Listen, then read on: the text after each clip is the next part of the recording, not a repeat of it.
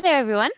A warm welcome on this very snowy day in Lund. I'm not too sure what it's like in Linköping, actually. And by snowy, I mean it's slushy snow, so it's not very nice. But I'm very honored to be able to present to you Fredrik Heintz.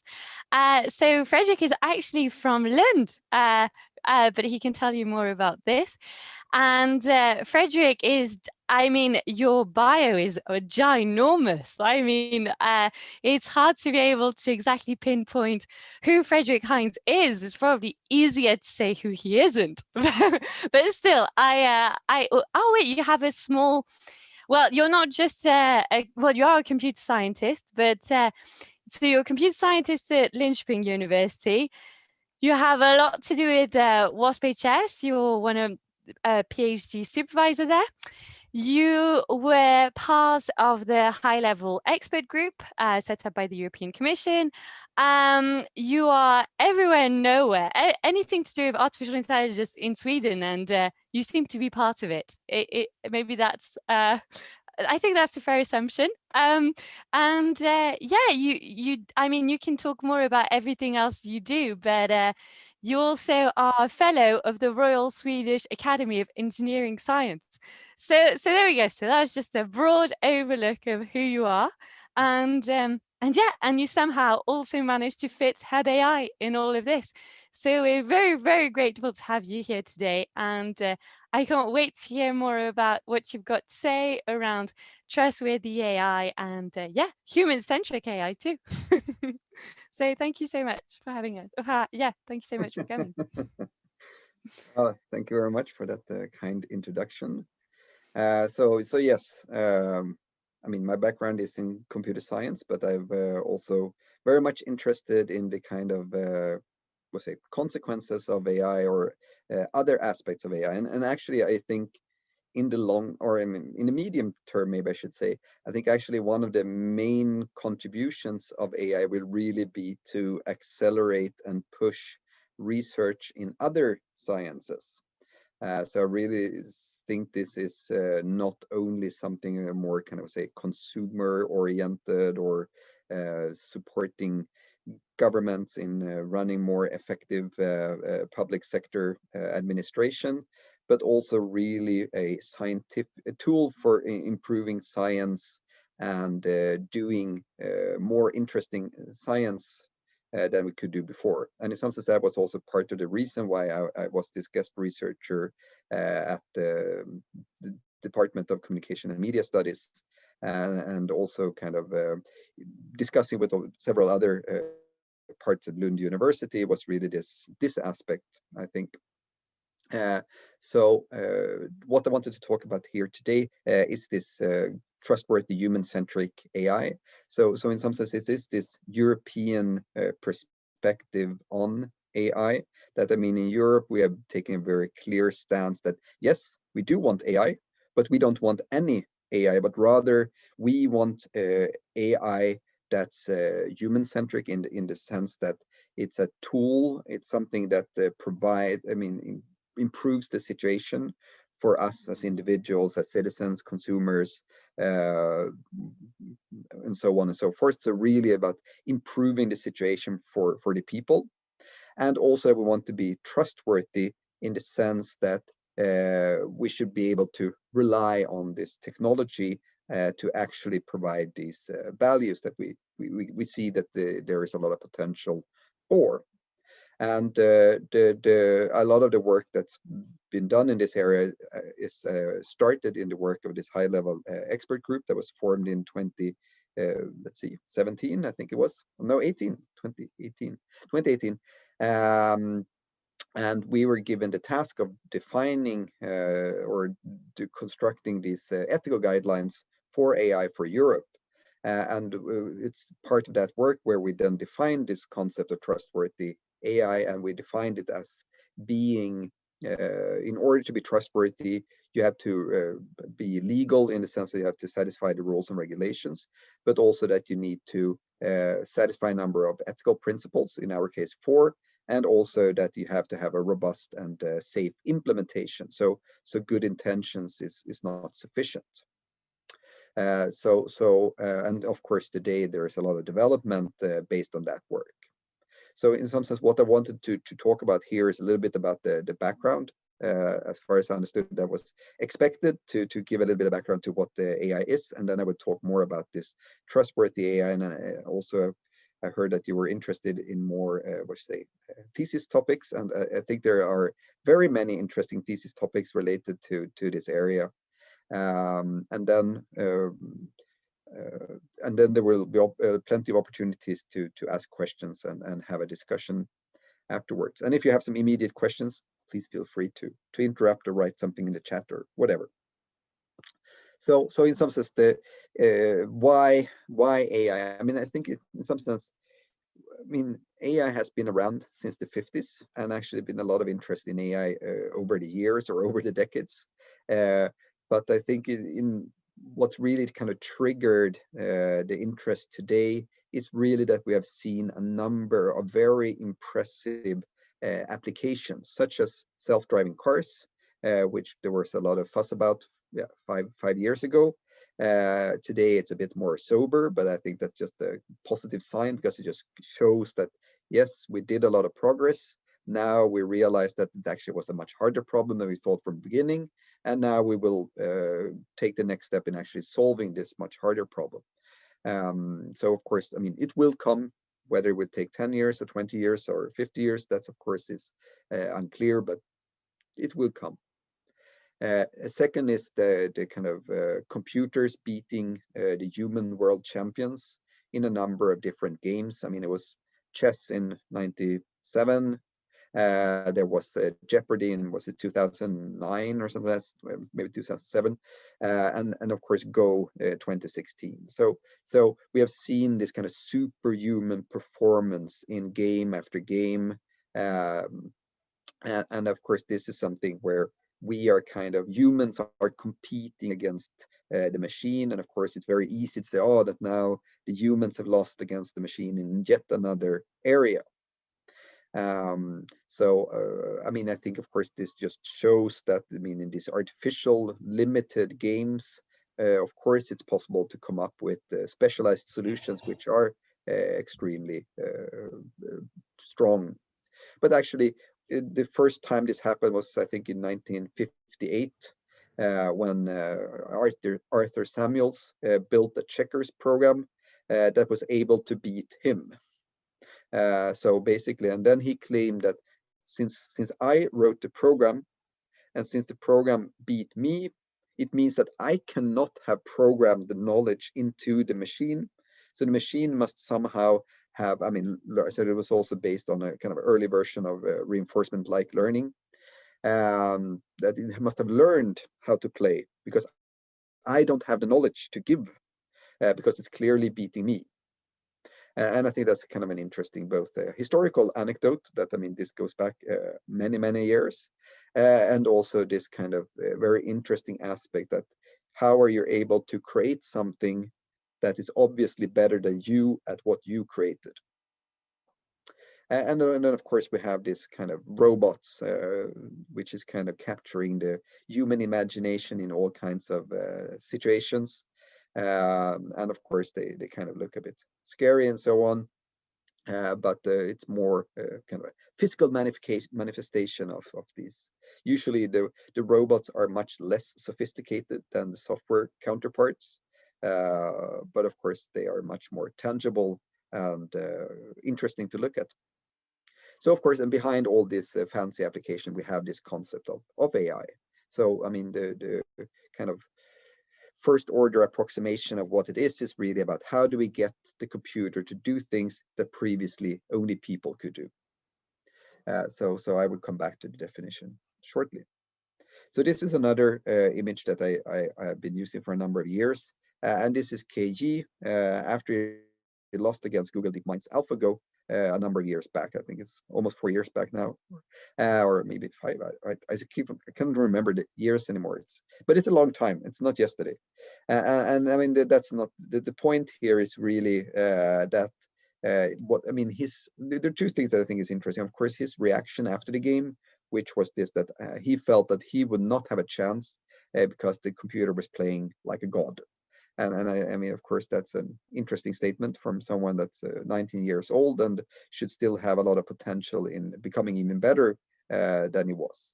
But actually, we have seen already that Lee Sedol, who was one of these other grandmasters that lost against the DeepMind, then decided to quit the game. And for what I understand, the reason was basically that he felt that even if he could be the best human, he would still not be the best Go player. So what's the point?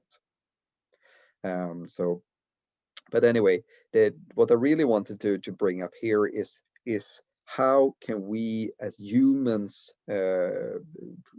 verify how whether what these the moves that the computer is doing, whether they're kind of good or bad. Because and if you look at the way that the human expert commentators were commentating these games, there were several times where they basically said, haha, the computer made a mistake. A human would never play like that. And of course, you all understand that the computer won. That's not the thing here, but it's more about how do we as humans try to figure out whether this was an appropriate thing to do or not. And what we normally do is not that we check this was good or bad, because apparently it was a very good move, but still we were surprised about it. But rather we are seeing, will it do like we would do it? And if it's doing it differently from us, then we consider it to be a problem. And actually, I think this has a lot to do with, for example, all this discussion around explainability. In some sense, it's kind of an excuse of, we don't understand what you're doing, so therefore you have to explain yourself to us. And then putting this kind of expectation or request. And the second is of course related, and that's how do we maintain meaningful human control over something that we might not even be able to understand. I mean, it could be the case that some problems are too hard for us to understand, but still it would be possible for the computer to be able to deal with this. I mean, take for example, it would be, take for example, say a search result on a search engine. That result is collected through, billions and billions and billions of records. I mean, how would you manually verify that, yes, this is the correct or a reasonable response? I mean, the computer has so much more information that we could never look into. So there is also this very interesting question of, what are the limits to human understanding, and what are the consequences if there is such a limit to the human understanding on the kind of use of this technology? Because assuming now it's just a move in a game. Of course, there are no major consequences of such a move, but assume it would rather be, say, a medical diagnosis, that the computer tool were suggesting to the doctor that, I think you should try this treatment. And the doctor said, why? I mean, that makes absolutely no sense to me. So would the doctor then accept this suggested treatment or not? I mean, it could very well be the exact same case, namely that, well, the computer was absolutely correct. There was this whatever diagnosis it put, and the doctor did not know it. Of course, there's no guarantee. It could also be that it would be very dangerous and and a really bad thing to do. And then the interesting question is really, how do you deal with this? So that when you're presented with, for example, a recommendation, a diagnosis, or something, how do you determine whether this is appropriate or not? And I think that is, to me, the really interesting question here. And of course, I think as a side effect, of course, it's very obvious that the computer was able to be creative in the sense that it could come up with completely new moves that we as humans would not have done. And I mean, in some sense, we were even questioning whether it was a good move or not. So I do think there's a lot of interesting things to take away from these. Yeah, I should probably skip this one, but well, now I started it. So I mean, this is the robot Sophia, which is just a torso, so it's not really a full robot. But basically, it's a talking head. And what's interesting here is more as an example to show that it's possible to build this kind of sophisticated electromechanical constructions, which are very human-like. So that's not the robot as far as I know.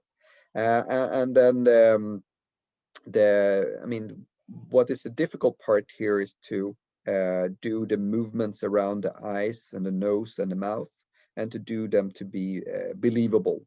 And if you don't do it right, it becomes extremely uncomfortable when you talk about this uncanny valley and so on. So why is this important? Well, because I mean, we humans are constructed to interact with other people that look like us, and we use our face for non-verbal communications, such as expressing emotions of different types. So here is kind of the emotions of this that this robot can display.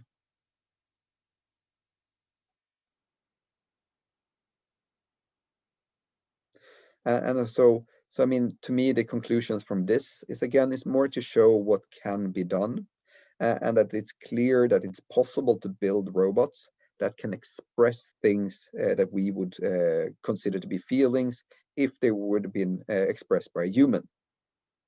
Of course, this does not say anything about the robot actually having emotions, because we don't really know what that is, but it says more that it's possible to build things that act in a way that's consistent with our interpretations of, for example, emotions. And I would say the same with consciousness. You probably can build something that acts as if it would, or rather if it had been a human or even an animal that acted in that way, we would have probably considered that, oh, that's likely to be conscious. So I think again, it's more this that it's possible to do many of these things. So the third example is this. So these are images of faces of people just like you and me. But the interesting thing is, of course, that these images are not of real people, but rather they're computer-generated images, where the computer have been trained on a large set of pictures of real people, and then being able to generate images which are sufficiently similar to real people to make us believe that this would be a real person if we saw it. And actually, these images comes from this site, thispersondoesnotexist.com. So you can go there and look at the faces yourself. So of course, the interesting thing here is, again, what are the issues that it raises? So I mean, today it's possible to generate text, images, sound, video, which is more or less indistinguishable from the real thing, whatever the real thing now is.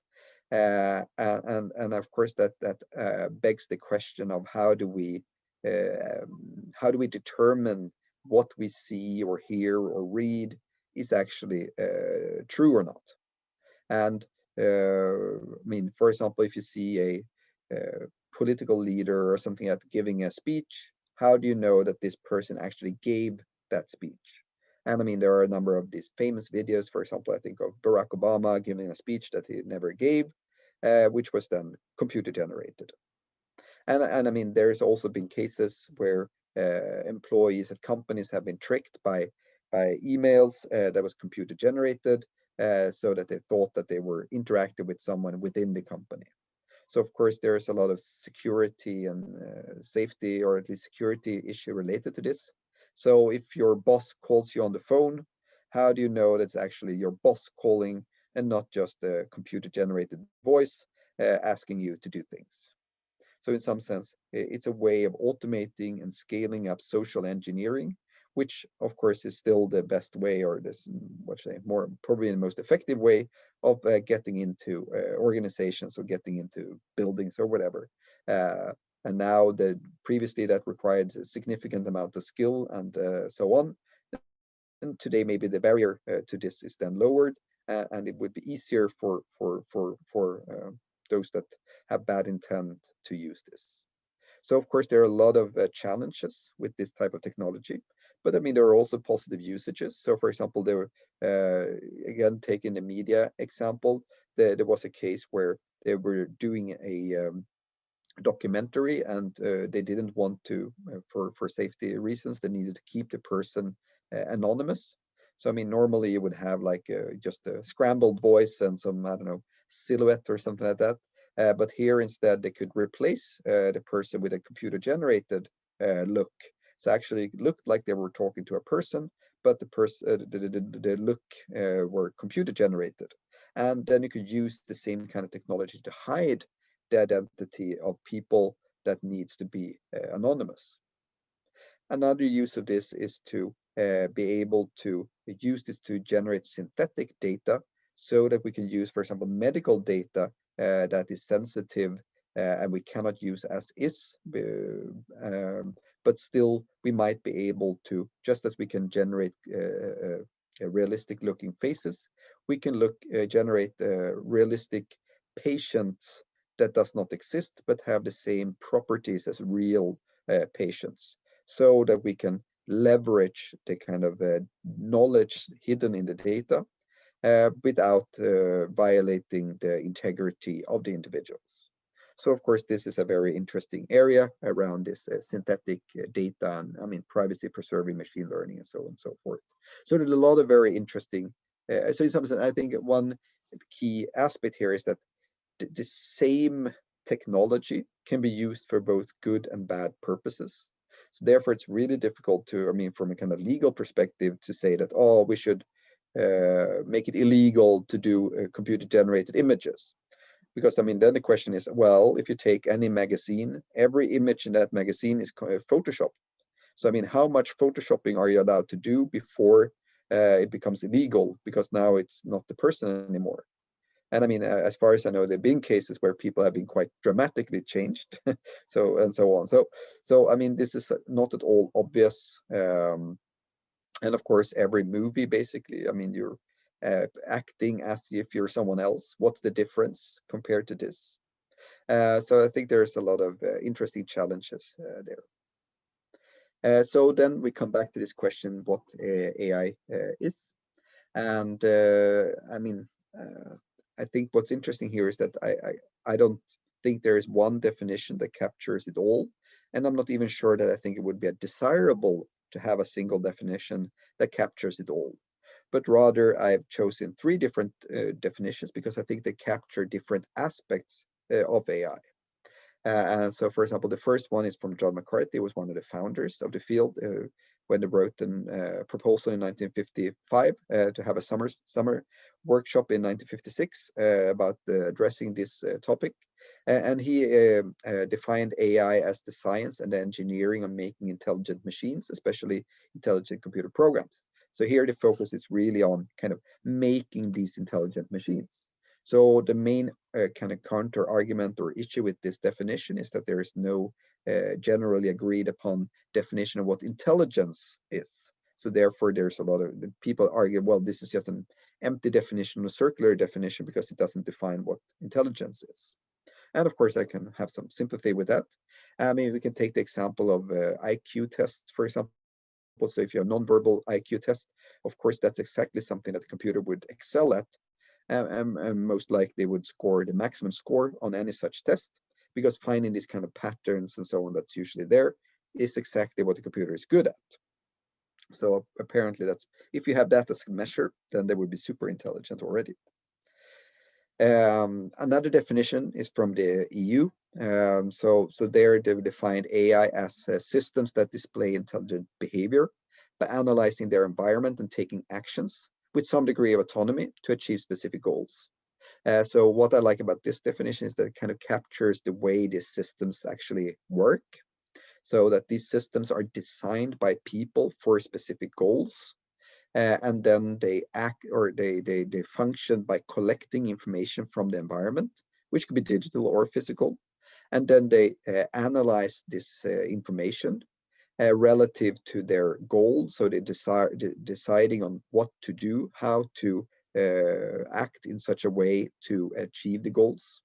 And then, of course, carrying out these actions with some degree of autonomy, meaning that it could be anything from just giving a recommendation to a human, and a human then have to carry it out, all the way up to kind of full autonomy, say a self-driving car, where it has to make all the decisions itself and carry them out.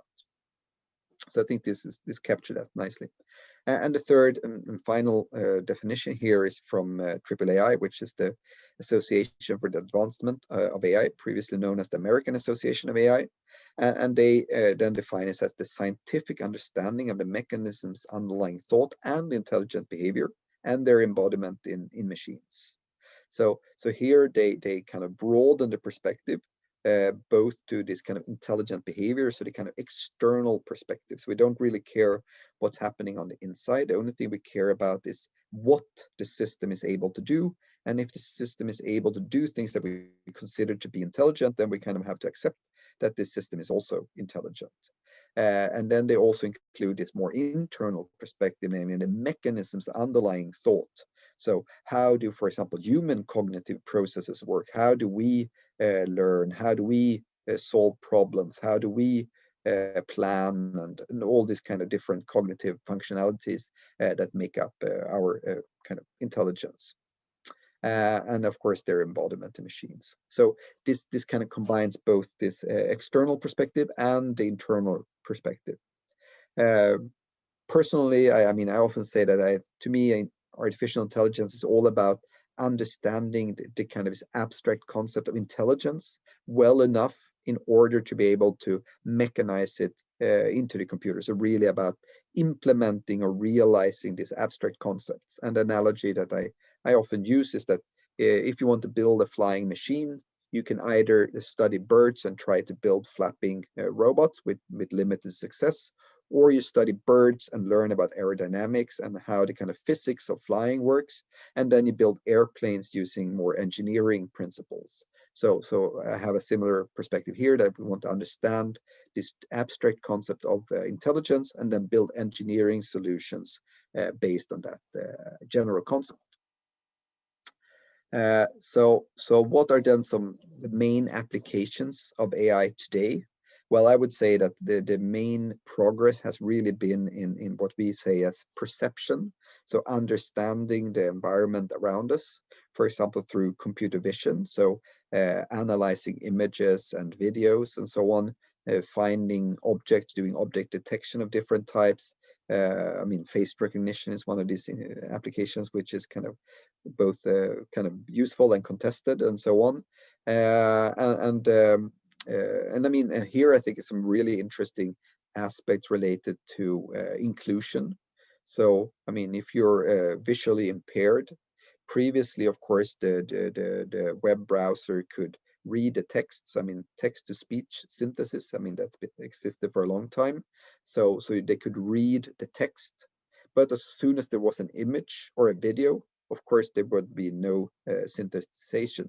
But now, thanks to these techniques, you can then generate a caption describing this image or describing this video. And then you can read this caption out loud.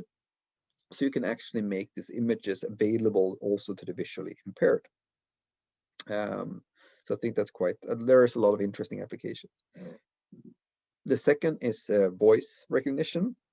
So it's really anything to do with audio, basically. So the first was more with the vision. The second is about audio. So understanding speech and doing speech to text and doing all these things. So basically now we can use voice as a mode of interaction where we could use the voice to control the computer or control different applications. So of course, this is again very useful maybe for people that don't know how to type or spell yet, or maybe people whose hands are tied up with other things. I mean, if you're a driver, you don't want the truck driver to use their hands to try to fiddle with the screen and so on, but rather then it's much safer if they use the voice. Or you might have a surgeon operating on someone, and of course the hands are busy doing other things, and then you can still interact with your equipment using voice. So I really think this is a major step forward when it comes to user friendliness and access to a broader set of people. And of course, there's a lot of yeah, expectations that this will be actually the main mode of interaction. Personally, I find it still too slow and clumsy compared to typing. So, I mean, if you type, it's much faster than speaking.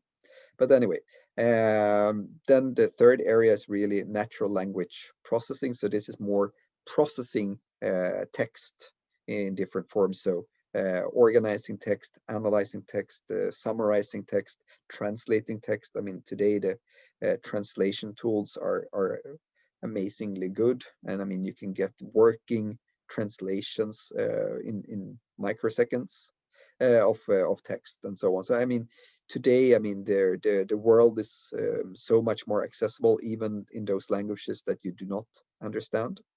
And of course, I mean, search engines, I would say, is a really impressive result of this finding information in text and so on. So, I mean, here we have seen a lot of very impressive, and of course, this GPT-3 was the kind of the latest language model that was released last summer, which is also able to kind of fill in. So, given a partial text, it can generate how do you expect it to continue, basically based on all the previous text that it has seen, and can actually generate some quite reasonable things in some cases, and of course some really weird things in other cases.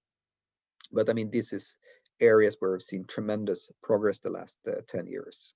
But then, of course, also general, just large scale data analysis. How do we deal with this extremely large data volumes? So as usual, I'm way off time. So I think I will skip a part here a bit later. But I want to go back to this with games, and of course, chess is one of these games where we as humans don't have a chance against the computer. We haven't had a chance since Garry Kasparov lost against the IBM Deep Blue. I never remember, it was 96 or 97, 97, I think.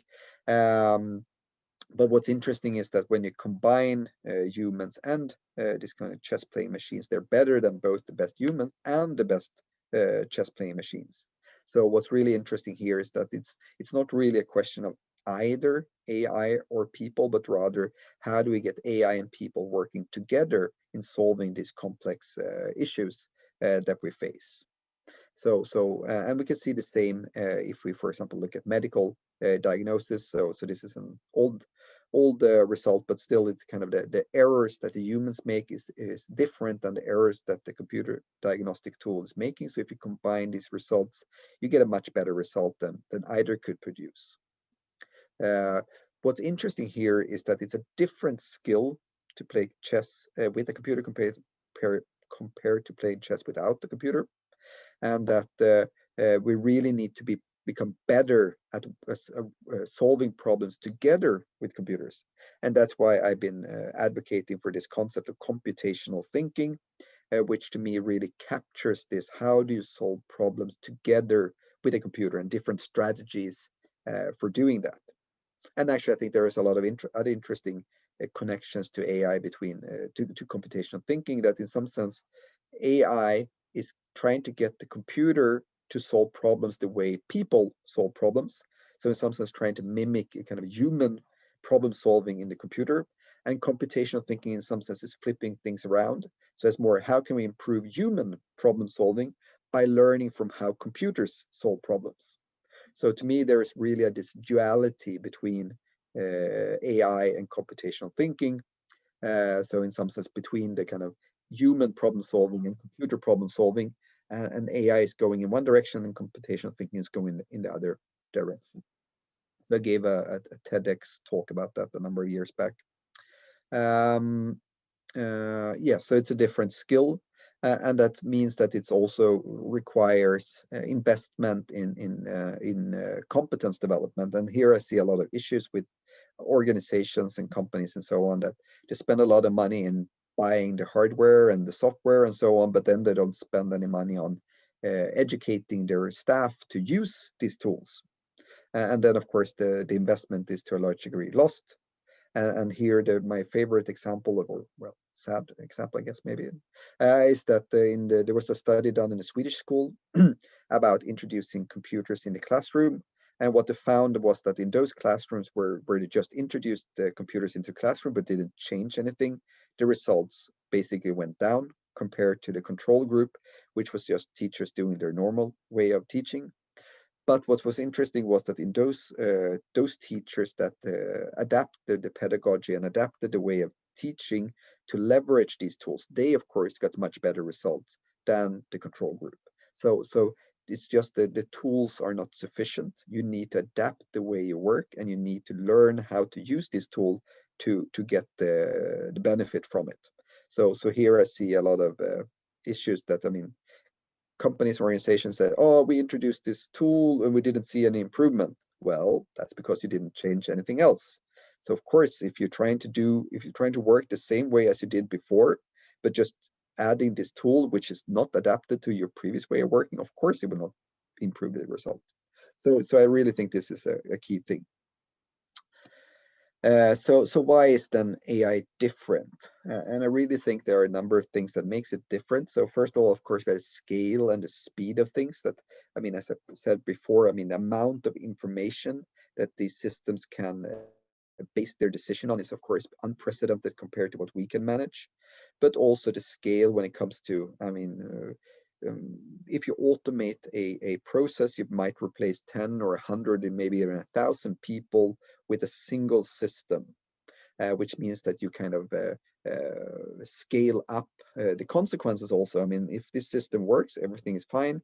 But if there is a problem, it starts making mistakes, of course, this might escalate and suddenly have 1,000,000 mistakes, which is really difficult to deal with. While if it had been people, well, most people probably make mistakes all the time, but it would be a much smaller scale, so therefore it wouldn't be a major issue. And then we have speed, that these systems work much faster than we do. And again, how do we then kind of maintain this meaningful control, meaningful human control, when things happen much faster than we can react? And of course, in many cases, you want the system to react faster than we can do, because that's the whole point. I mean, for example, take a self-driving car. I mean, the whole, if you want to make it safer, it has to be quicker in their reaction time than we are. So in some sense, the faster it is, the more safe it would be in some respect. And then there are a number of kind of issues or aspects related to the way that how these systems are normally built today. So that, I mean, normally they're optimization based, which means that you give them some form of objective function, that this is the objective that you should achieve, and then it will achieve and will do things to achieve this objective. But this will make it very single-minded, in that often, or I mean, it's very hard to encode all the kind of considerations that we usually take into consideration, but rather it's usually the more kind of obvious things that you encode in your objective function. So in some sense, it's something like similar to what the municipality do, or I mean, say this kind of new public management. So, oh, now we want to improve the quality, and then we define quality as these measures, and of course people will improve according to those measures, but that does not necessarily make the organization or the work actually overall better. And here we have this issue of value alignment. How do you make sure that these kind of values that are implicit in this objective functions actually are the values that we wish the system to have? And then the third part here is really that, I mean, the computer will do exactly what you tell it to do. So it will not really come up with anything. I mean, in some sense, it will not come up with its own inventions, even though previously I know I said they were creative and so on. But they will act within the boundaries given to it, and that it will not go outside of these boundaries, which means that, and I think actually this is probably the most frustrating part of interacting with computerized systems, is that when the system is doing something obviously wrong, and I mean, it's like, I know I can remember, but it's like, yeah, you have to enter some field in a form, and this field does not make any sense for this, but still you need to fill it in, even though you don't know what to fill in. I say, I don't know, you have to add a phone number and you don't have a phone, but you still need to enter a phone number. You cannot move on without entering a phone number, and so on. So in some sense, it would just do exactly what's told. And I mean, I think we all work in organizations or act in organizations that if you actually were to follow each and every rule, we would get absolutely nothing done. And of course, there are many cases where the rules are contradictory. So in some sense, a major part is selecting which rules should we choose in this particular situation and which rules should we override. And I think this is really something that's also missing. And in some sense, I think this is a societal issue that currently we have the view that as a civil servant, you should only follow the rules. And if that is the case, then of course every civil servant should be automated, because we are terrible at following the rules. If you want someone or something to actually follow rules, you should automate it. So to me, that's yeah. If you want the organizations to be run by rules, I think you should automate it. If you don't want it to be run by rules, then you can keep the people. Anyway, but those are kind of more implementation kind of issues. And then there are two interesting aspects, and that is that these systems don't really have any needs, which means that there are no consequences. There's no way to punish a computer, because I mean, what would it even mean? It doesn't even mean anything. I mean, do you take the consideration of a program? I mean, you can just, if you shut off the particular hardware, the particular CPU that this program is running on, I mean, the same program can run on any other, well, not any, but many other CPUs. I mean, the same program might be running on 10 or 50 or 1,000 different computers already. I mean, turning one of them off makes absolutely no difference whatsoever. And even if you manage to kind of turn off the computer program, I mean, that doesn't matter. It just stops running. And then maybe you start it again, I don't know, a week, a month, a year later, and we just continue from where it started, or it will start from scratch again. I mean, yeah, there's no way really there's no consequences for these games, for these programs. And so I really think this is a major issue, because in some sense our safety systems, and in some sense to a large degree our trust depends on these consequences. Either if you take more a legal perspective that, oh, if you break the law, we will punish you, and in the worst case, we will take away your autonomy or your freedom and lock you up in the jail. And I mean, in some sense, we consider that to be the worst we could do to someone, or maybe if you accept, or if you don't accept the death penalty. But so I mean, there is no way of doing anything like that to a computer. But maybe more interesting is how do we trust a system? I mean, why do we trust a pilot in a plane? I mean, I would guess that the reason why we trust the pilot in a plane is not because we think that they're that much smarter or better than we are. It's more that we expect them to want to survive as much as we do. So that this person, whoever it is flying this plane, will do everything he or she can to land safely for their own sake, that it's in their self-interest to actually survive. And that's of course why would a pilot never be able to be allowed to have a parachute? I mean, assume that you were given the pilot's parachutes and no one else, and of course that would kind of ruin the whole thing, because then they could leave and then we would be stuck. So I mean, you kind of build in this that they have to want to save the situation. So, and then you replace the person by a computer. On what grounds should you trust that now the computer actually wants to land safely, just as the pilot did? And the funny thing, or maybe fun, I'm sure it's funny, but I mean, the interesting thing here is that if it's like bad weather or something like that, the humans are not even allowed to land. Then you have to give over the controls to the computer, because the computers are much better than we are, but you still put the person there in the front. So yeah, I really think this is a major part of our kind of way of feeling safe. And actually, from what I understand, a lot of our kind of safety mechanisms in society in general kind of builds on the fact that people want to survive. And as soon as people no longer care about surviving, it becomes extremely much harder to protect. I mean, for example, this with the driving trucks into crowds or suicide bombers and so on and so forth. I mean, it's really, really hard to protect against that, because they don't care about whether they survive or not. So this is, in some sense, it's a more general problem, not necessarily related to AI, but I think there's a lot of parallels and kind of connections here. So I do think there is a lot of interesting differences between, say, human intelligence and artificial intelligence. And of course, I mean, going back to my previous point here, that I don't think it's about either or, but rather I think it's about and. It's about AI and humans, and that we do complement each other and have different strengths and weaknesses. Okay, so now I will skip. I had a bunch of kind of more details about the machine learning and so on, but in the sake of time, I will kind of skip it. But I mean, I do think there is a lot of interesting consequences of the fact that we are now using more this kind of data-driven methods. And I mean, of course, one thing is that small changes in the input can have large effects on the output.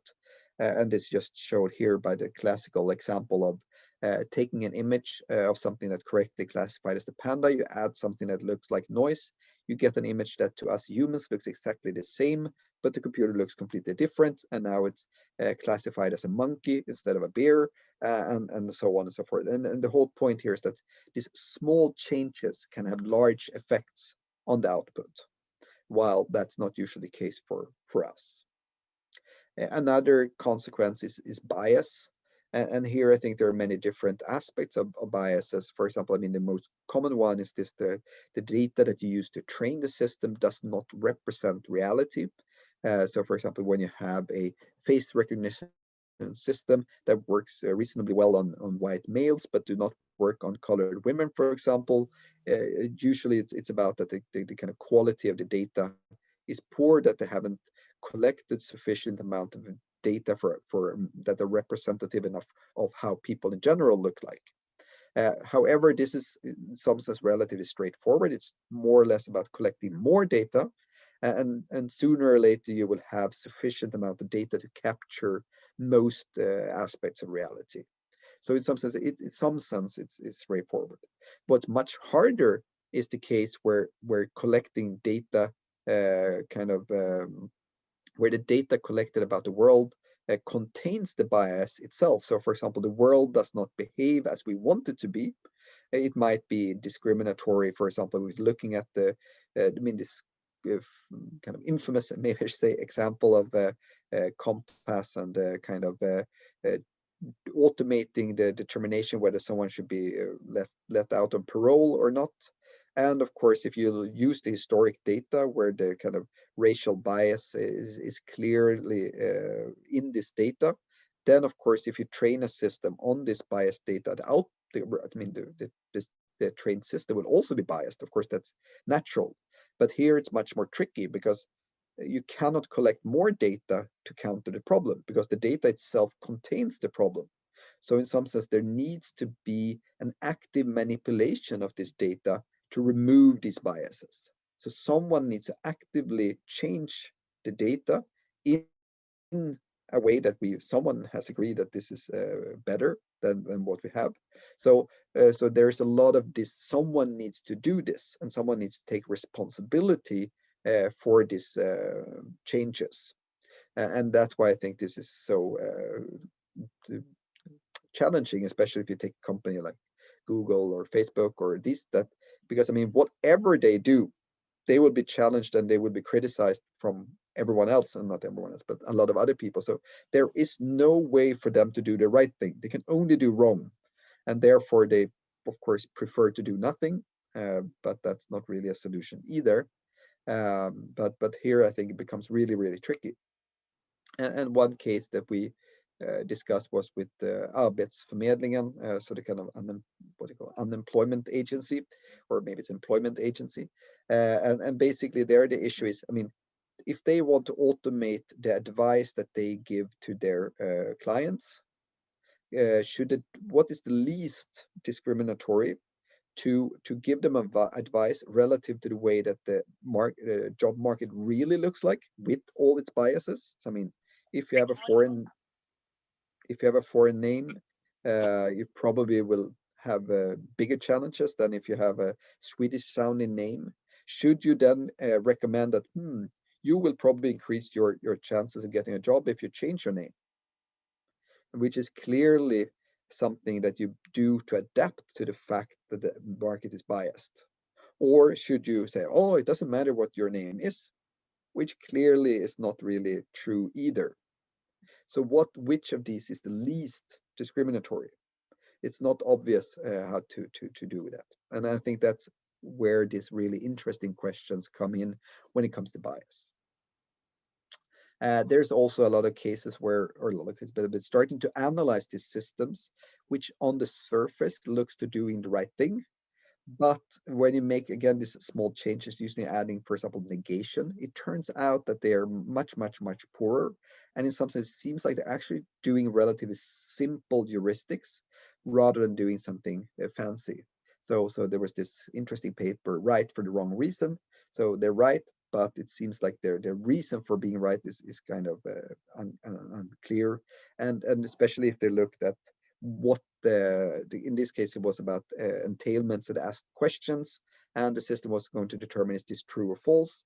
And it turned out that the quality of this was quite good on the positive cases. So those questions where the answer was yes, that the quality was high, but the cases where the answer was no, the quality was much, much, much, much worse.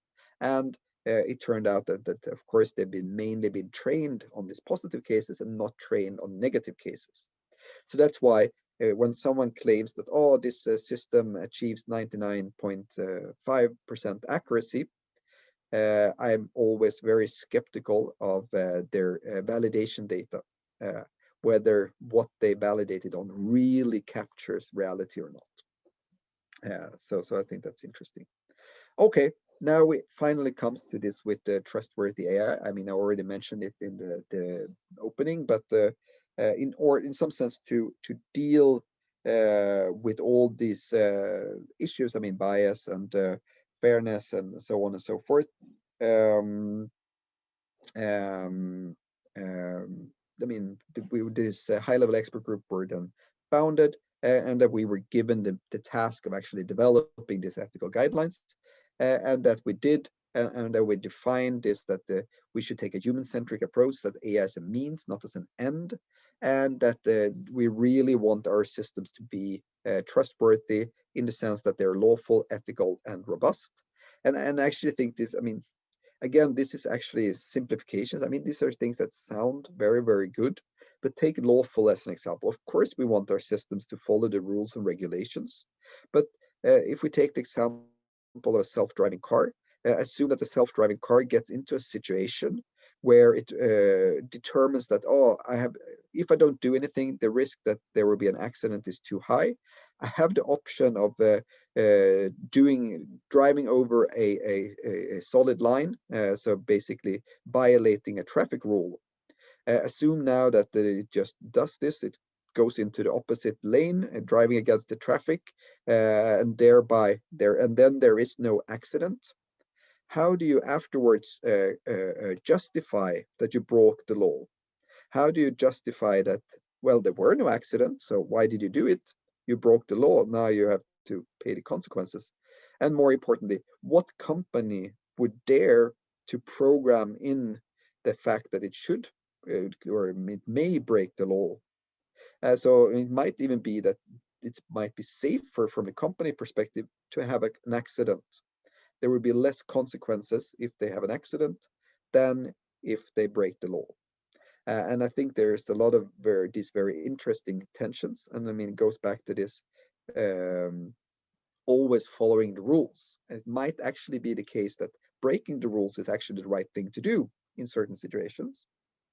Anyway, so I mean, and then the second issue is that it's quite easy to state these nice high-level principles, but the hard part is, of course, how do we operationalize them? How do we implement them?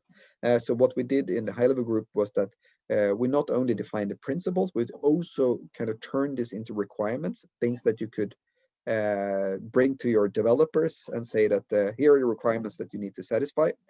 And we also developed an assessment list. So basically a list of questions that the company or developers should ask themselves to make sure that they have thought about these issues.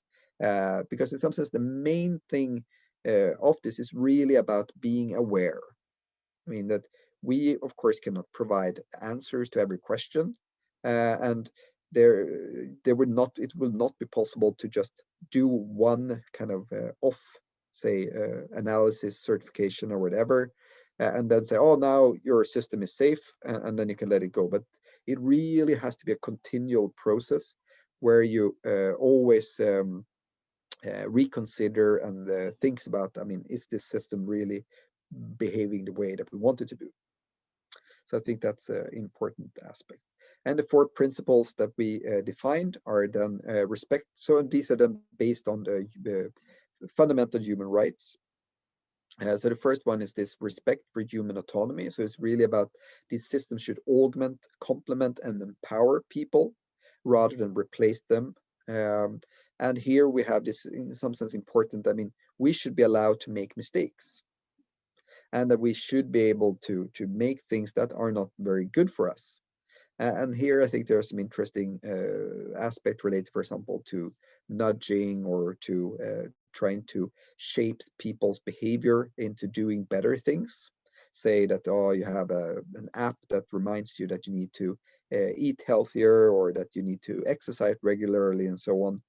Which of course probably is probably pretty okay if you say that you control them, you install them, you configure them, and so on and so forth. But now assume that it's your insurance company that says, oh, if you install this app, we will lower your premium, so you get a lower insurance fee, but then you need to follow this training program here. And then maybe that's still okay because you could choose a different insurance company, or might choose a more expensive premium, but then say that the state does it, so that they say, oh, we think that we will improve the health of our society by having everyone following these training or health guidelines. Or I mean, you can take this COVID tracking apps as one example. So again, there are many shades here, and a lot of interesting questions. So a lot of interesting thesis topics. The second one is prevention of harm. So I mean, this is about being safe and secure. So again, I mean, actually, if one want to bring up this challenging issues, I mean, we had this Asimov's 3 laws, and of course, the first law was that the robot should never harm a person. And then it turns out, I mean, then they had this interesting question. I mean, should you you have a terrorist with a nuclear bomb, and you have the opportunity to take out this terrorist, and by taking out this terrorist, you might save millions of lives. Is it okay to do that? It will definitely be clear sense of harm to that person, but might be improving the situation for many others. So of course he added this, that you should not harm society or something like that, as the humankind. I remember the phrase first as the 0th rule. So again, in most cases it makes perfect sense, but maybe not in every case. I mean, actually, I mean, another example could be just, I mean, that assume that you're kind of walking out in the street without looking, and there's a car coming, and then you have a robot that just pushes you, shoves you out of the way. I mean, again, it's kind of hurting you, but it's minimizing the hurt to you compared to being hit by the car.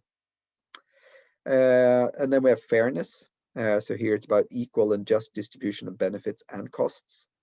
And again, I mean, this is one of these areas which is really difficult to determine what fairness is. Should it be fair distribution of money? I mean, here I use the example of a Swedish school. I mean, that we have this, each student gets the same amount of money. So basically it's fairness when it comes to resources. So the resources are equally shared. But of course, the kind of how hard and easy it is for this person to school, whether it has a, I don't know, disability or something. So the cost of achieving the same amount of outcome is of course very different. So the alternative way is to have, you want fair outcomes. So it's something you want to compensate for different aspects, so that the outcome is fair. And of course, there is all these interesting issues. So how to define fairness, and should you look at individuals or should you look at groups? What level should the fairness be at?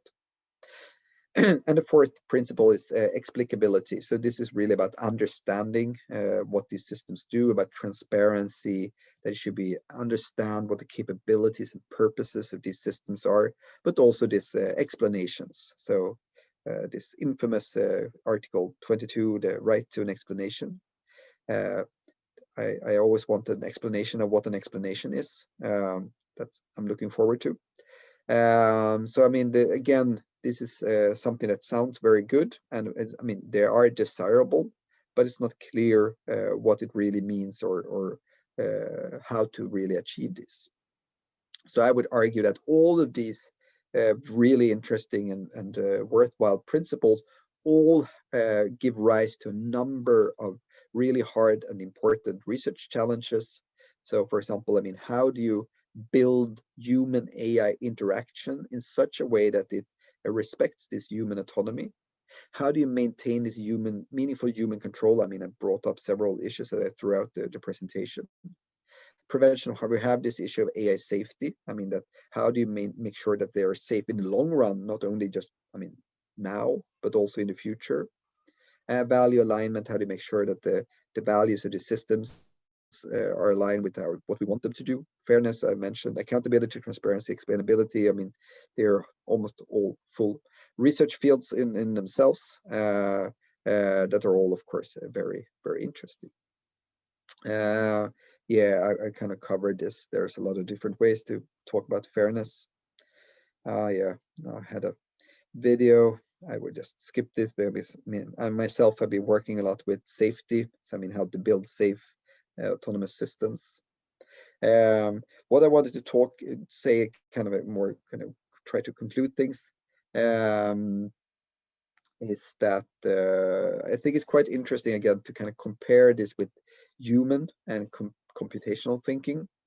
And that there is this very famous book, Thinking Fast and Slow, by Donny Kahneman, who was got the Nobel Prize in economics, or and I mean, he talked about these two different systems, where this system 2 is what they call the slow system, which is basically that it's deliberated, it's conscious, it's explicit, it's effortful, and it basically is controlled mental process. So it's really about this kind of core analytical ability. So of kind of, here is the problem, here are the kind of facts we know, here are the different approaches you could take, and then making a very conscious decision or making a conscious result. So really capturing this logical, analytical thinking, which I do think has kind of been the kind of ideal of intelligence.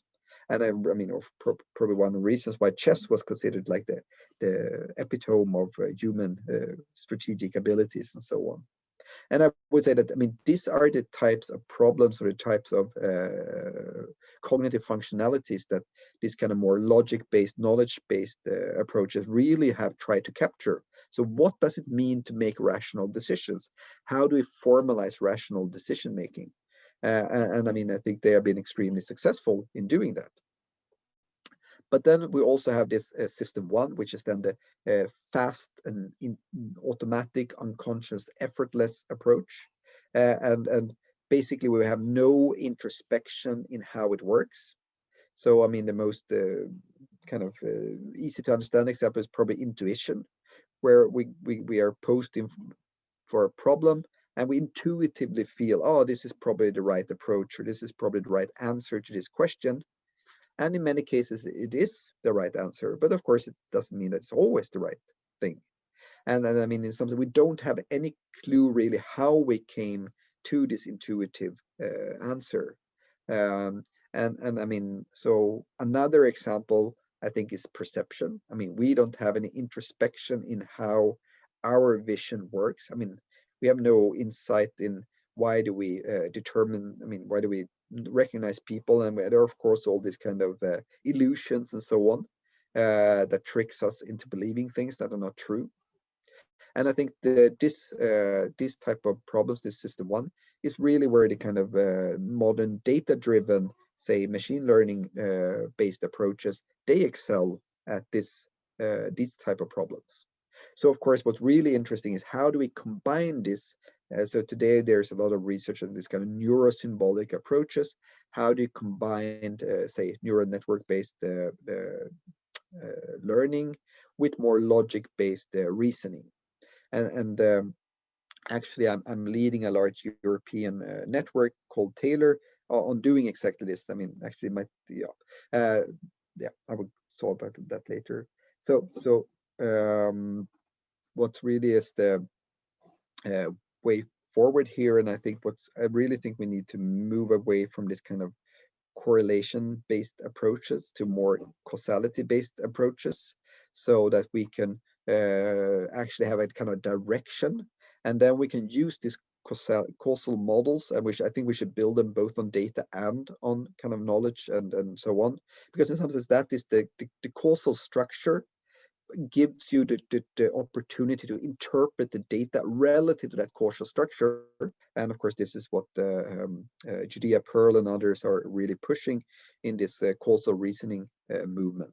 And then when we have these causal models, we can both explain things that has happened, so explain the past, but we can also predict the future based on this causality. And I really think that is the way forward. Which then leads me to this EU network that I'm leading called TAILOR, which is about developing the scientific foundations for trustworthy AI. And we strongly believe that we need to integrate learning, optimization, and reasoning, that neither of these approaches on their own will solve everything, but rather that you need to combine them. So here we have 54 partners in 20 different countries, including major scientific centers and major companies working together on this problem. Yeah. So I mean, maybe what I mean, I wanted, this is kind of not directly related, but I really think this is actually one of the most important slides ever. No, sounds a bit too much, but what I really think what's interesting here is that why is it important? So why is AI important? And I think one aspect that AI is important is that if we want to make the best possible decision on all the available information, I mean, basically, this is beyond human cognition. So, I mean, the amount of information that we could use to base our decision is growing exponentially. And if we have a fixed or basically linearly increasing ability, if we take the Flynn effect, for example, that means that sooner or later, we will not be able to cope with all the information that exists, which means that we will, in essence, making worse and worse decisions, and it will be exponentially worse. And actually, I think it's much easier to take this in a educational setting. And if we assume that the amount of information grows exponentially, which it roughly does say every 2 years to be a bit on the safe side, it means that if you're, since we have a medical example here, if you're a medical doctor, after you finish your medical degree, you know everything. So assume you know everything there is to know about medicine. That means that, but still, after 2 years, you will still only know half. And after 4 years, you will know a quarter. After 6 years, you will know an eighth. After 8 years, you will know a 16th of all the information there exists. So in some sense, you will know less and less. And in some sense, assuming that there is a correlation between amount of information and the quality of your decisions, you will make worse and worse decisions. And actually, there is some evidence that this is true, that the general practitioner, in some sense, the quality of their diagnosis decreases over time. So their experience does not compensate for all the new knowledge.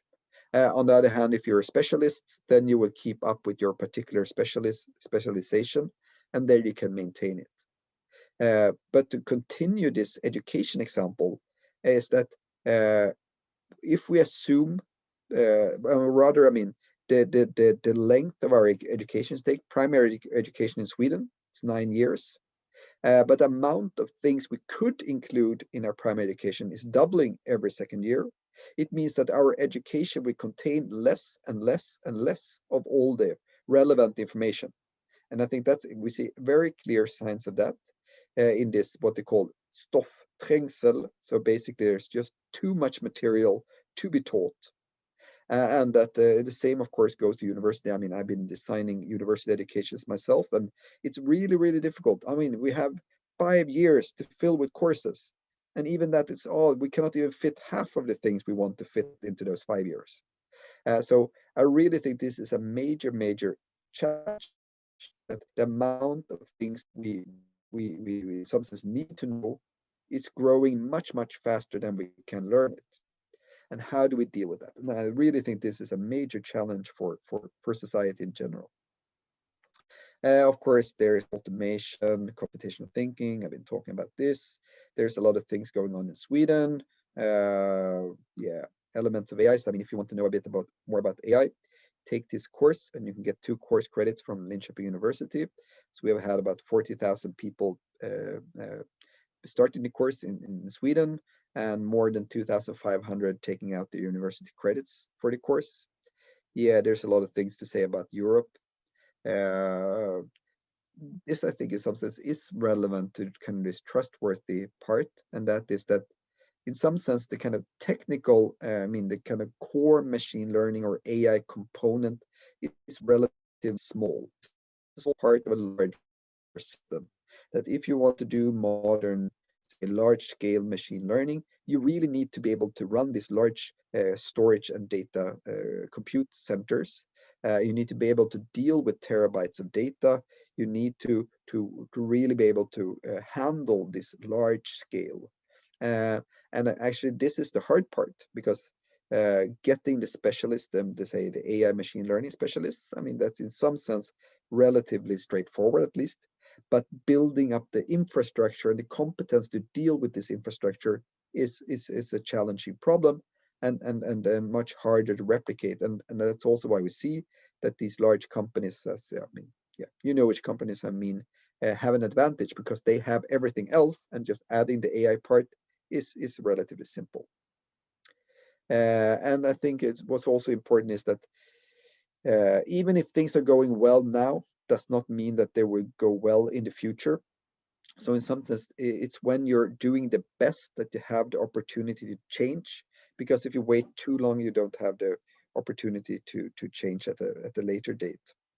So to conclude, AI is in some sense about understanding intelligence and to develop systems that exhibit this intelligent behavior.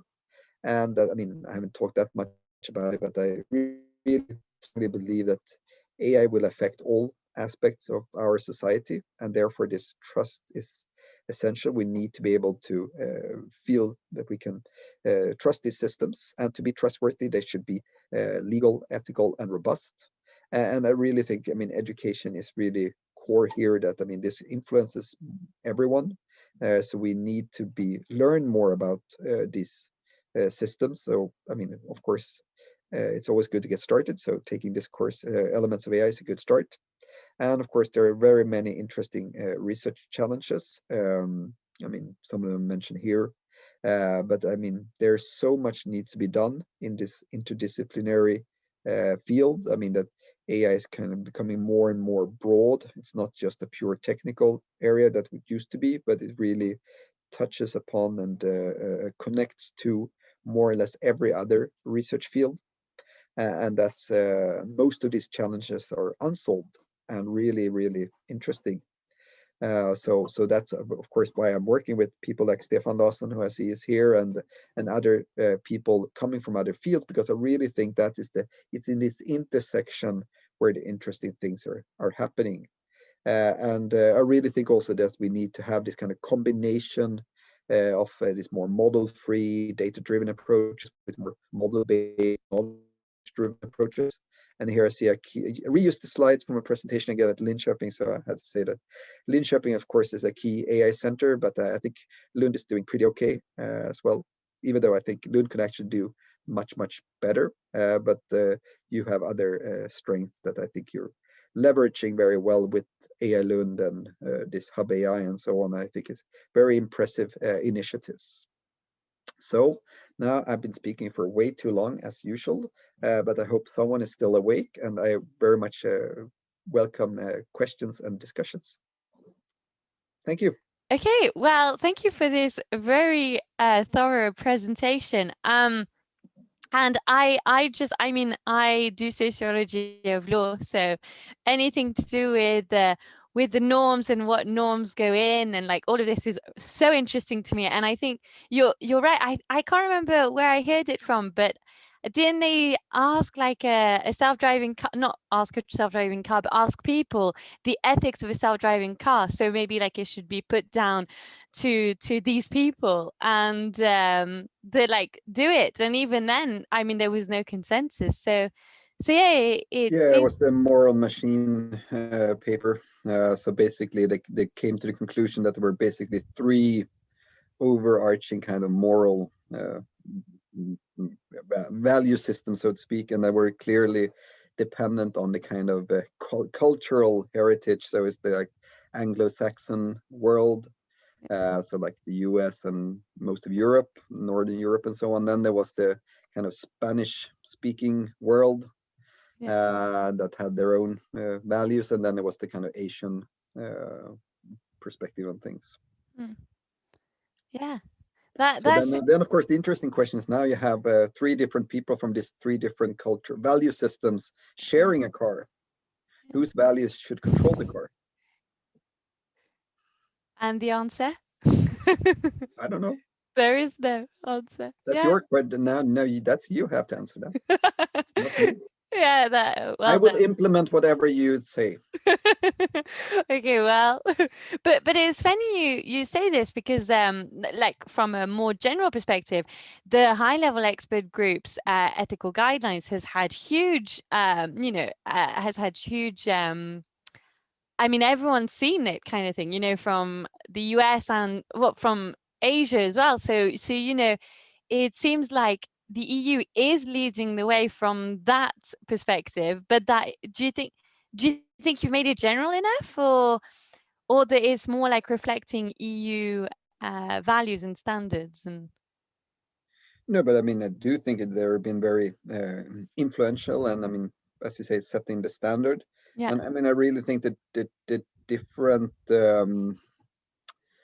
So of course there are a lot of companies and so on that have similar principles and so on, but I think it's a major difference when you have a whole kind of union behind this.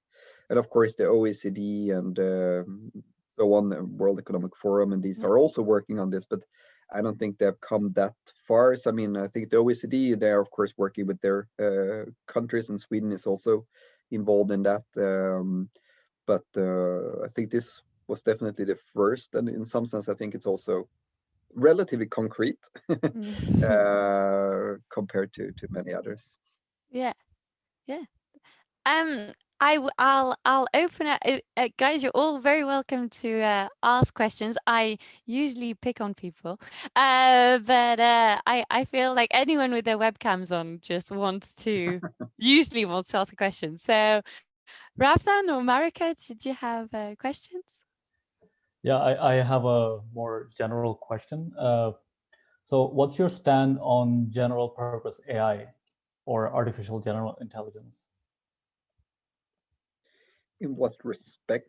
I mean, so put it this way. I mean, if intelligence is computable, I mean, if it's actually some form of computation, then of course it's possible to do. And I mean,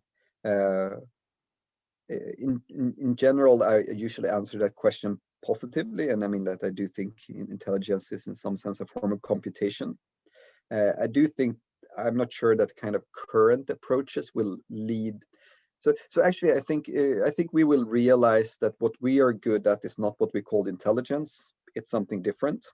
And I mean, if you see a lot of, I mean, what people are bringing up as kind of the differences is usually not intelligence, it's other things. I mean, I do think we are probably quite good at kind of dealing with this uncertainty. Actually, there was this Celsius lecture at Uppsala University last week with Neil Lawrence from Cambridge University.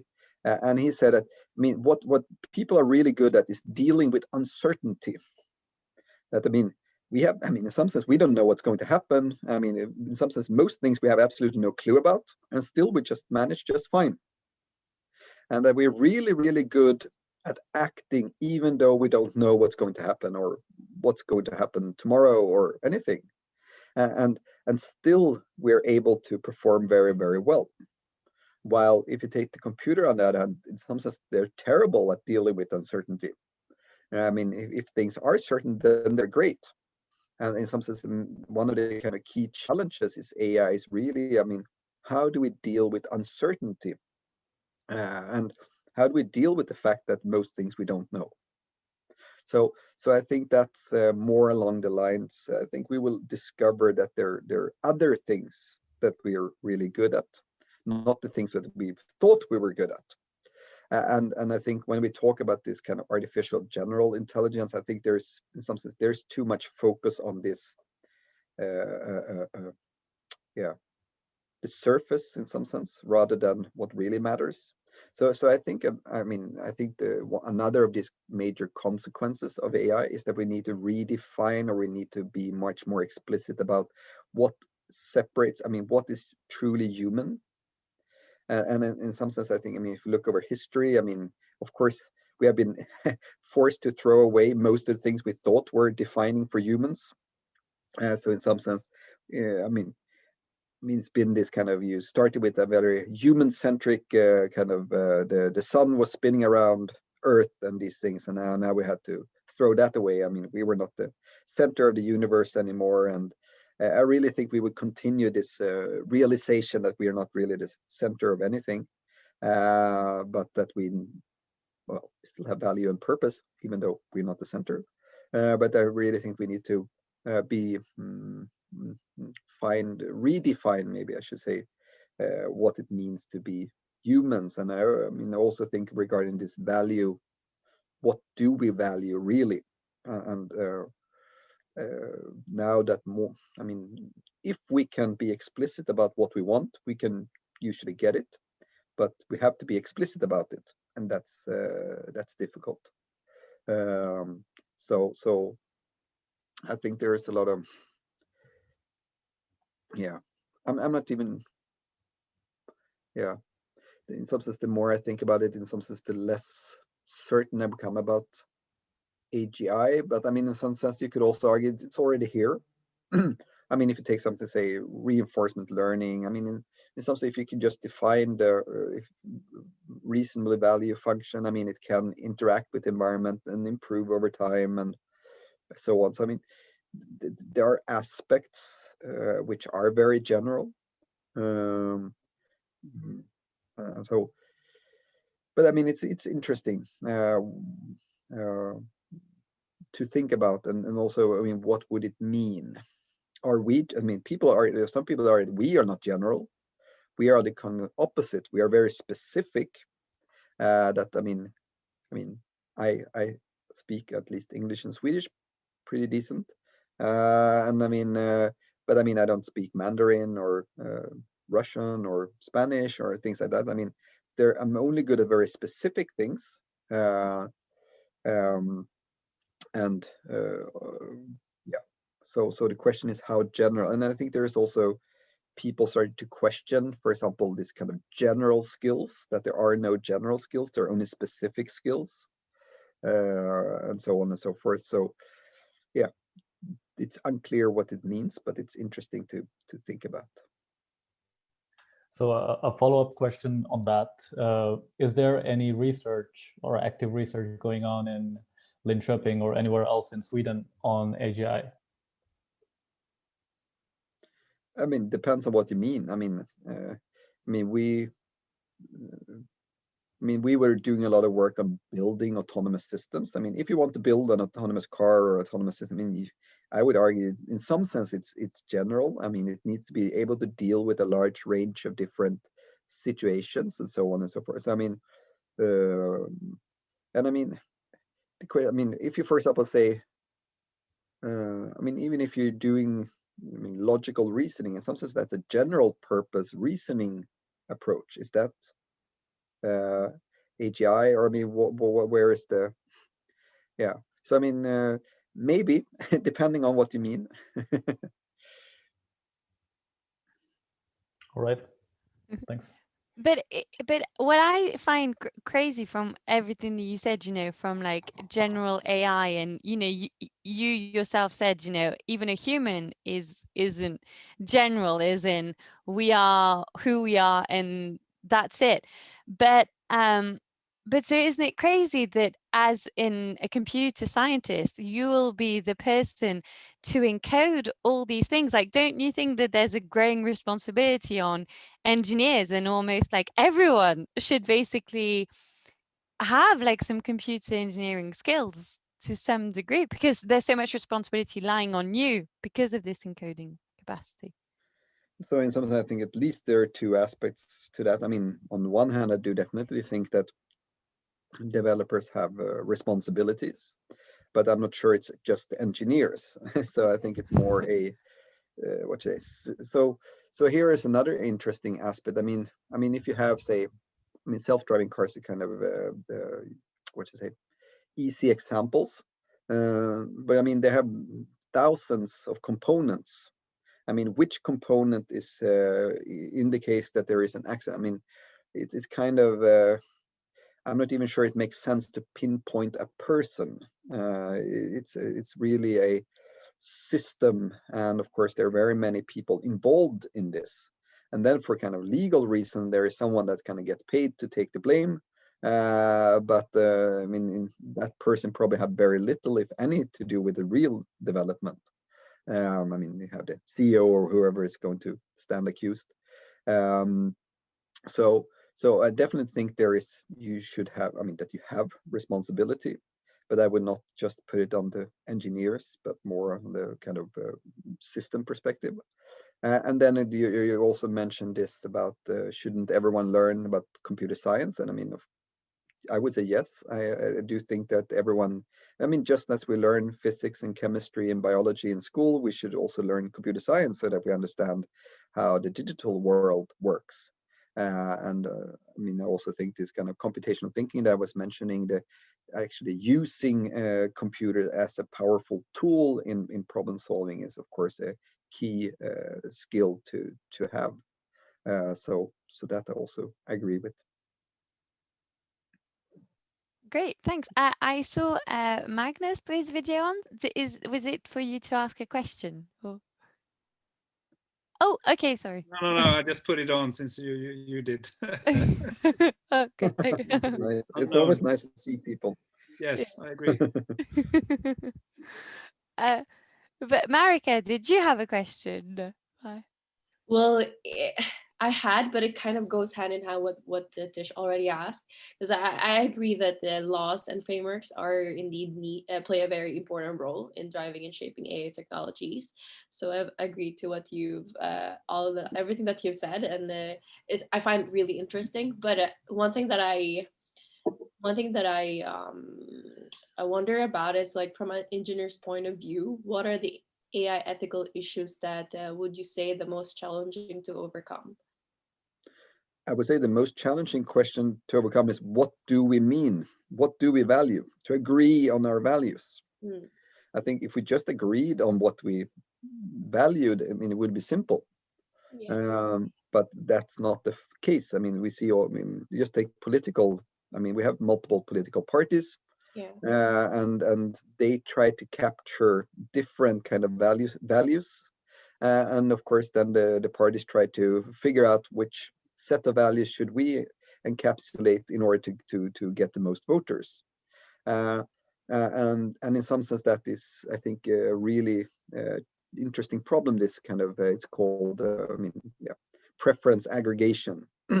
So given that we all have our own preferences, how do we aggregate them and come to good conclusions on the kind of that we all feel are good conclusions? And I mean, that's actually a field that's studied within AI. It's called computational social choice. And I mean, there are some interesting theorems. So there is something called Condorcet's paradox, that basically any voting system will lead to that there will be an outcome that's preferred by a majority. that voting system lead to that outcome. And there's also this, that basically every voting system can be manipulated, that you can also prove. And so actually this is also, I mean, AI is also a field which allows you to study human decision making, or how do we kind of approach, say, voting and these things. So I think that is the most challenging problem. I mean, how do you deal with the fact that people have very different values and very different opinions about things?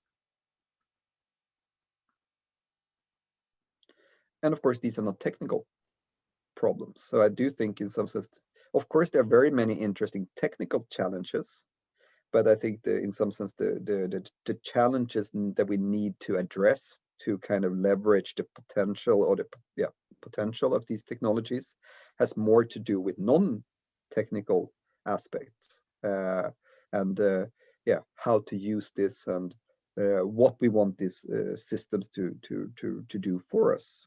And that's why, again, why I think this kind of interdisciplinary and multidisciplinary aspects are so important and so interesting. But I had a question about deep learning, in the sense that, like, what you're saying is that, you know, you agree that there's values and norms to take into account, but with deep learning, it kind of, well, I read a paper from Jan LeCun and Jeffrey Hinton, is that how you say his name? Okay, well, I'm not too sure. And you know, their definition of deep learning is like, you know, that there shouldn't be bias coming through. Well, I can't remember their exact definition, to be honest, but it sounded like it was going to be this miraculous thing that meant that you know, data was going to be there to be able to train, and then the deep learning would do its thing on like loads of multi-layers, and then have the most amazing outputs and all of that. And then, you know, in January we found you know, that men, like just half, I think, like it was a cropped picture where you just saw the face, the deep learning machine you know, completed the picture with a suit, whereas when it happened with a woman, they put either a bikini on or a crop top. So how do you think, what do you think, like the hype of deep learning is right? Like what do you think of deep learning and all of this? So I mean, I think, I mean, I guess the argument is more that it's not the learning system itself that's providing these biases, but more that these biases are in the data. And therefore the argument is that, I mean, it's if the data that these systems are trained on do not contain this kind of biases, then the outcome would be okay. I mean, there's some what should I say, truth in that, but of course it's also, I mean, every learning system has some form of bias in itself, because in some sense that is the whole point. I mean, you need to trigger on, I mean, there's something you need to what to say, react to, or I mean, pick up. So I mean, there's always a form of learning bias in the system. And I mean, in most cases they are statistical, which means that if that is the most common combination, if it's men and suits is the most common combination, yes, then that will be selected. So I mean, and actually I think that's a very interesting, because I mean, there was this example of they translated into language but did not use pronouns, and then they translated it back. Of course, the pronouns disappeared. So I think it was it Turkish? Or well, it doesn't matter which language it was. I mean, but then of course, since you are translating it back to a language which require pronouns, you have to select some pronoun. And I mean, in some sense, whichever you select, it will be wrong, but you still need to select some. And then the question is, which should you select? Or should you say it? The doctor, it, I don't know, yeah. And I mean, that does not make sense either. So I mean, I think some of these issues are some kind of fundamentally unsolvable, maybe the best thing to do is that every second time you translate this sentence, you use she, and every second time you translate it, use he. I don't know, or yeah, is that fairer? Yeah, because I mean, yeah, some things does not necessarily have some kind of objective solution. But of course, I mean, then, so I mean, taking this suit example, I mean, yeah, of course it looks very bad, but it's not clear exactly what would be the right thing to do. What if the man had the bikini on? I mean, that would also look really strange. Or should you have like every, I don't know, I have no idea. I mean, if you take all the images on the internet, I mean, how the distribution looks like, if you follow that distribution of, or if you take real people, I don't know, if you take, oh, now you're in Lund, the kind of average clothing style in Lund is this, and then you adapt to that, would that be better? Or I don't know. I mean, so what is the right answer? Yeah. And I think this is the kind of one issue here, is that people expect there to be a right answer. And, or at least that there are a lot of answers they think is wrong. Maybe there is no answer that they think is right, but at least there are many answers that they think is wrong. Yeah. And that's very interesting challenge. Yeah. I think I completely agree. And it's almost like, should people like choose their data set in a sense, you know, like well, obviously, yeah, that's not possible. Well, I don't know if it is possible, but it just seems like if there are so many biases, then you have to kind of take a stand. But then your stand changes over time in any case, and I guess that's what you mean. Like, not that's what you mean. That's what you said when you mentioned about uncertainty as humans, and that uncertainty allows us to change, I feel. But yeah, and I mean, I also think this kind of just optimizing a single objective function, I think, is way too simplified. I don't believe that. I mean, I would say it works extremely well if you capture the right objective function for that particular thing. So I mean, there's a lot of value in that as well. But if you want to have some more of this general, I really think, I mean, we are shifting our priorities over the day, over our lives, and so on. And I mean, we don't have a fixed priority, and that's why I think we are kind of pushing in different directions, and we're not having this single-mindedness. And usually those people that are very single-minded usually have other, what you say, issues. So I really think this diversity, I mean, there is value in diversity as well. Yeah. No, I agree.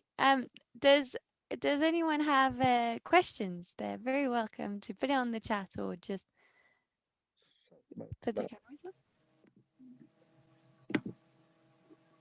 Oh, yay, Chloe? Yeah.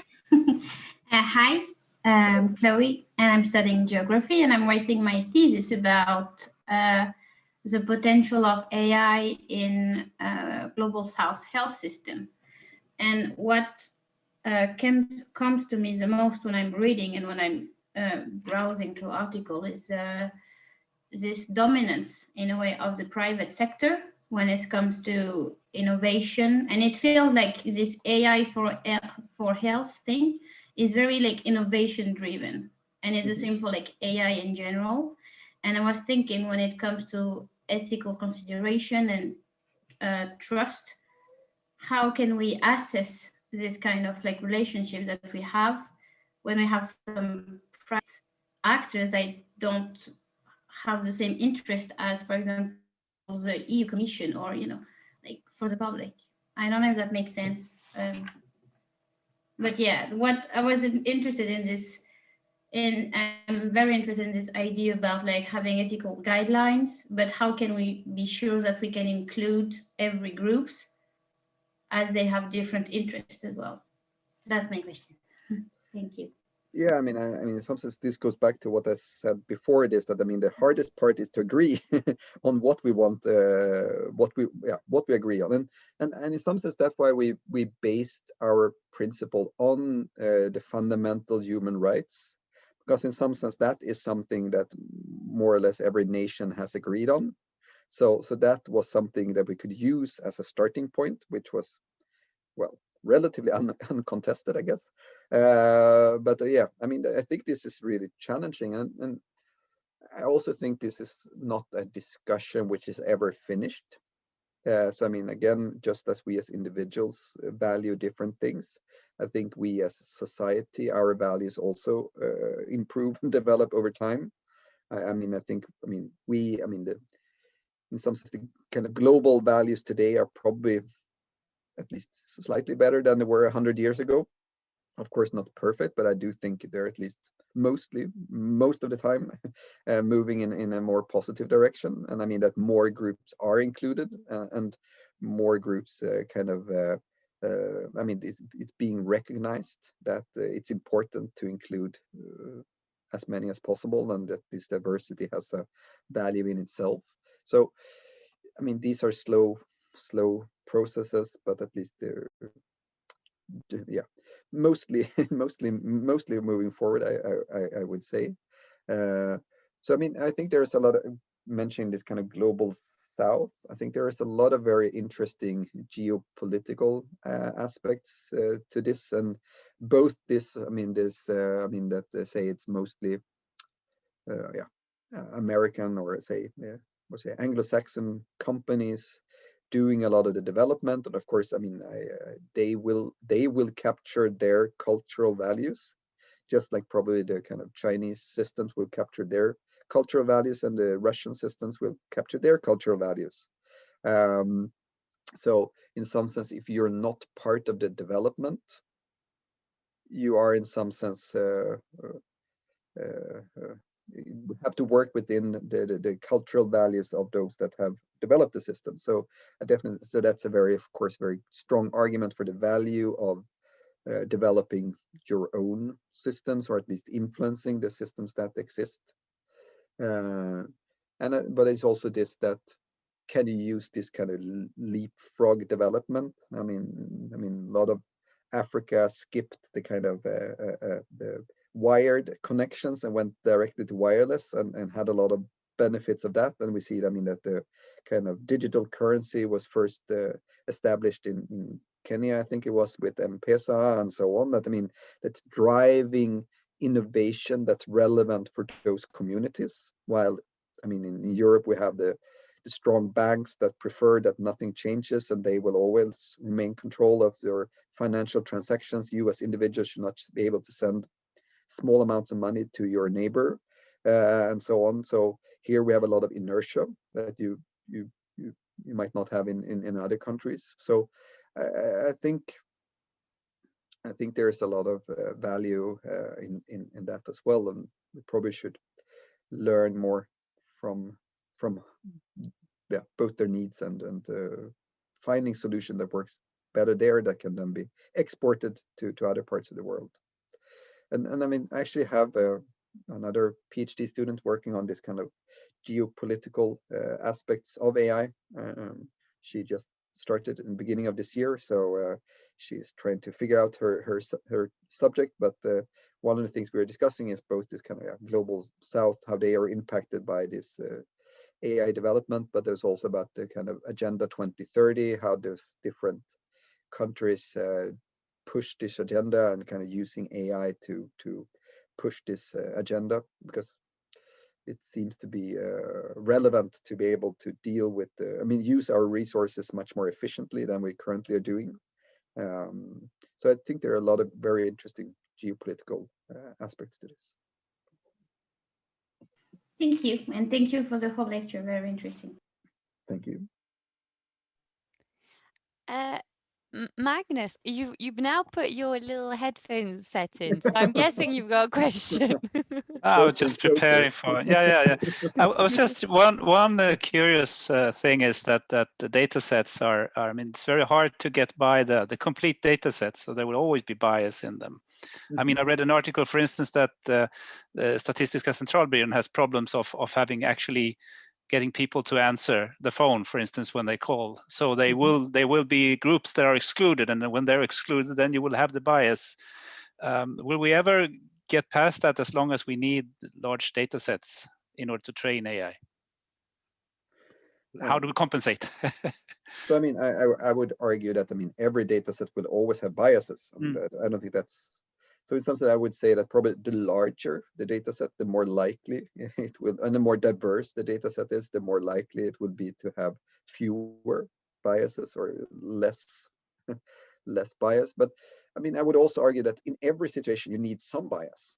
I mean, I'm not even sure what a bias. So I mean, if we take discrimination, I mean, that's very well defined, that there's just certain things that we are not allowed to, or I mean, yeah, that count as discrimination.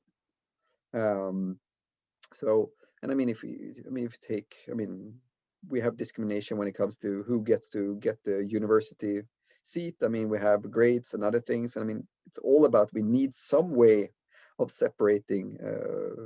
I mean, we have to allocate the resources in some way.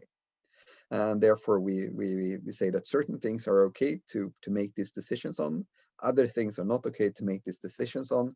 But then of course there is a lot of confluence and so on. So I mean, there's a lot of implicit bias, and I mean, I would argue that I think actually this very important discussion around bias probably, or well, probably at least, could lead to our realization that basically everything we do is biased. There is no, I mean, I'm uncertain if there is anything that's completely free of bias, and it's more maybe about, maybe it's not individual decisions, it's more like aggregated decisions, that if you're kind of disadvantaged in every situation, then of course it's a major problem.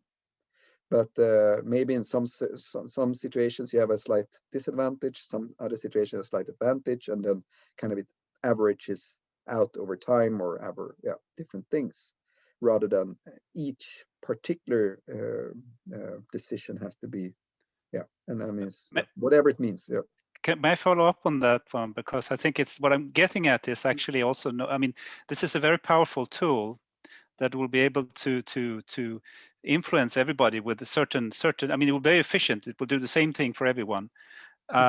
But if we look at humans, we are all individuals. So someone will be biased, but from that also we come with our creativity and our uniqueness, so to say, which means also that we are inefficient when we come to implementation. Even, I mean, like the state, for instance, it's not one machine. It's several 100,000 people who actually try to implement decisions taken by parliament and government, but of course in their own way. So it will not be as efficient as if you gave it all to an AI, but then you wouldn't have the possibility of breaking rules or fixing, these kind of differences. And of course, certain, as it comes to bias, will be that you will have anomalies, at least to the AI, at the edges that will not be taken care of, and that will kind of pushed aside, right?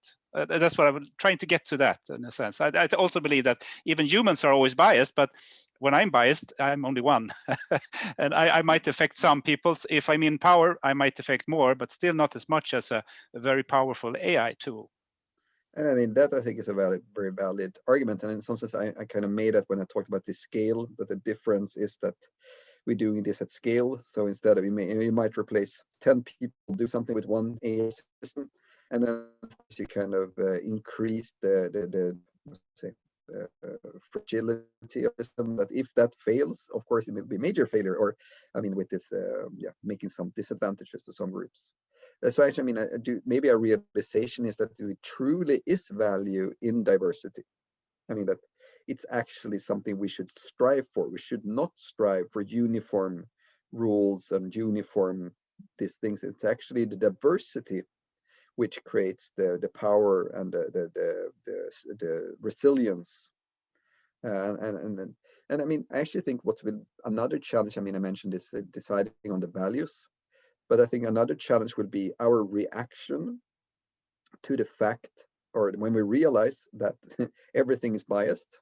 I mean, the example I used there is the French court system, where they a number of years back made all their court decisions digitally available.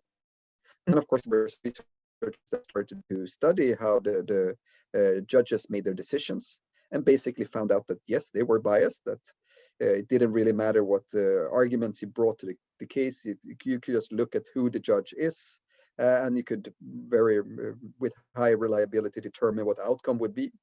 And what was the result of this? Well, the result was that they now banned doing research on how judges are making decisions.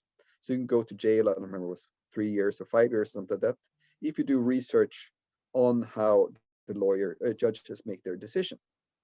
So instead of kind of fixing the problem or doing, they just say, no, you're not allowed to look at this. And that is quite an interesting reaction. As a fellow French person, I will simply say that in France, it's deemed that the judge is simply applying the law and therefore cannot be biased. But I mean, whether I agree or not is a different story. But it's now 7:30, and we end it here usually to make sure that yeah, that's your time, that now you get to have the whole evening. So thank you everyone for tuning in. Thank you so much, Fredrik, for giving us such an in-depth view of everything. Like, I feel like yeah, you just gave us a broad overview of everything and all the challenges within it, and how AI is so much more complex than just being a tool, and also how AI, machine learning is part of a much bigger picture that needs to be taken into account. So it has been great. Thank you so much for coming. Yeah. Thank you for having me. Thank you. Yeah. Okay. Have a nice evening. Yeah, you too. Bye.